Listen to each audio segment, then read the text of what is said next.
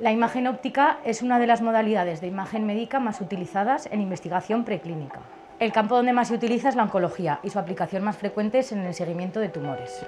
Del mismo modo que para hacer una placa de rayos X se utilizan los electrones o para una ecografía utilizamos una onda de sonido, nuestro equipo necesita la luz visible para funcionar. Podemos modificar genéticamente las células de un tumor para que produzcan una sustancia que se llama luciferasa, que es la que utilizan las luciérnagas para comunicarse entre ellas.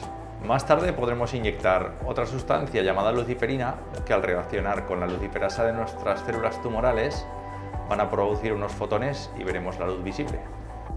Aquí podemos ver algunos pocillos con las células tumorales normales y debajo las mismas células emitiendo luz, después de haber administrado la luciferina en esta prueba inicial in vitro. Una vez que nuestras células lucen, las inyectamos en nuestros animales y a partir de ellas se desarrollarán unos tumores debajo de la piel. El tumor irá creciendo a lo largo de los días y con nuestro equipo de imagen óptica podremos seguir este crecimiento. Aunque no veamos el tumor, somos capaces de seguirlo porque éste está luciendo. De esta forma podemos probar nuevos fármacos o tratamientos contra el cáncer y ver si son capaces de matar las células tumorales o por lo menos que crezcan un poquito más despacio. También podemos hacer que brillen muchas otras cosas además de las células tumorales. Bacterias, DNA, RNA, anticuerpos, nanopartículas.